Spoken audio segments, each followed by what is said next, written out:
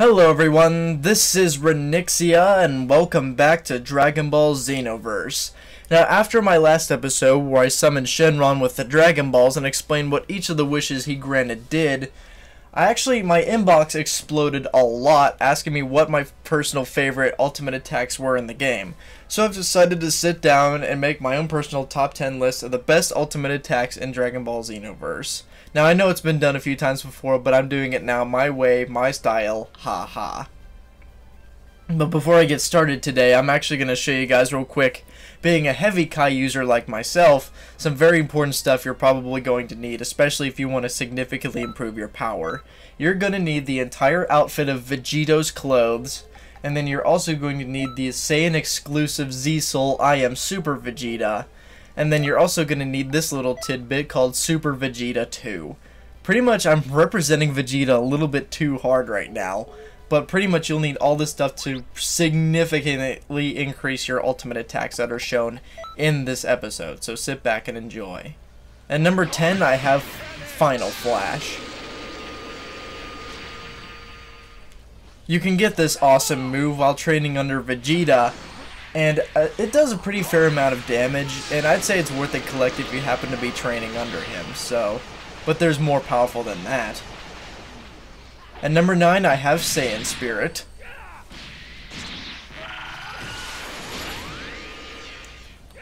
Saiyan Spirit is rather unique, and what I mean by that is it has more cons than it has its pros. The good thing about it is that it actually does a pretty decent amount of damage.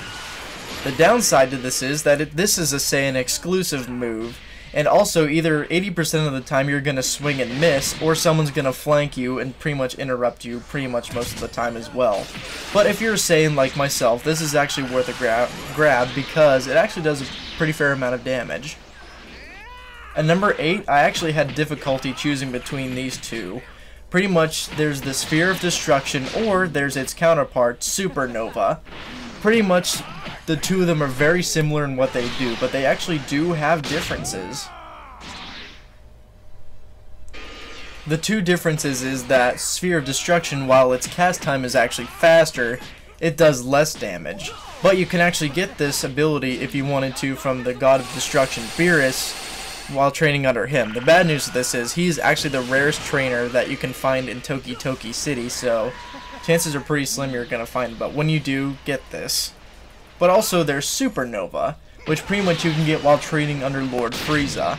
Or at least his first form anyway. But you can only train under Frieza after you first train under Captain Ginyu of the Ginyu Force.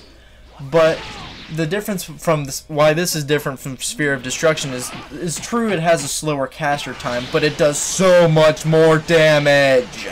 Holy crap. So, people have asked me what I like better, the Sphere of Destruction or Supernova.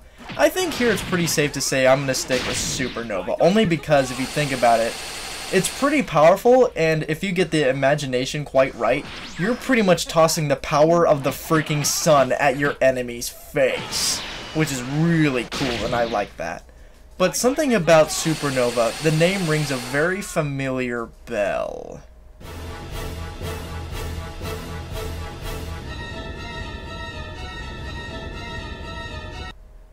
Nah, that's just a coincidence. At number 7, I have another tie between Super Kamehameha and Perfect Kamehameha. There actually are differences here. Again, just like Sphere of Destruction and Supernova, Super Kamehameha is actually a faster cast but does less damage, where Perfect Kamehameha is slower but it does more damage. You can actually get Super Kamehameha while training under Goku. Well, you have to be level 70 to actually get under his training. But you can get Perfect Kamehameha while training under Cell. And if I had to choose between the two of them, I would probably pick Perfect Kamehameha, because it actually looks a lot more cooler and it does a lot more damage, which is really nice. At number 6, I have Death Ball.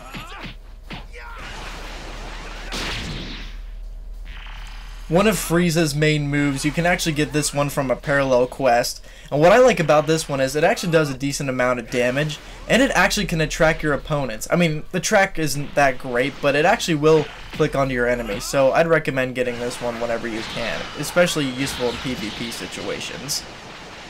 But there's even more. And number 5 is one of my favorites, Emperor's Death Beam. Now, what's odd about this one is if you choose any other class, your Kai will severely deplete once you use this ability, so it's pretty much useless. However, if you're a Saiyan like myself and become a Super Saiyan, it's unlimited power! And it's very, very amazing. You're pretty much OP at this rate. At number 4, you can get times 100 Big Bang Kamehameha.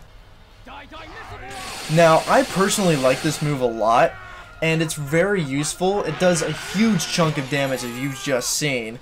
It's just freaking incredible, but there are a few cons to it too.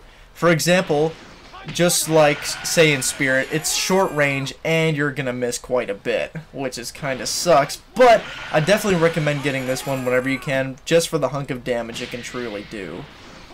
So, and number 3 is Final Shine Attack. Final Shine Attack is really freaking cool. You can only get this one, unfortunately, with the DLC of Dragon Ball GT. One of the packs, anyway. I forget which one at the moment. But it's very powerful. It has a nice little pinch at the end of the attacks, as long as you hold the button in. Though there is one con to it that kind of bugs me a little bit. You really can't aim with it like you can with Kamehameha. It's just a straighter miss shot. But think of all the power that you can use with this one. It can be accurate, but it's like iffy. But you can get this one actually after you purchase the GT expansion set, and you can find it in the shop for at least 600,000 zenny. Well worth a grab.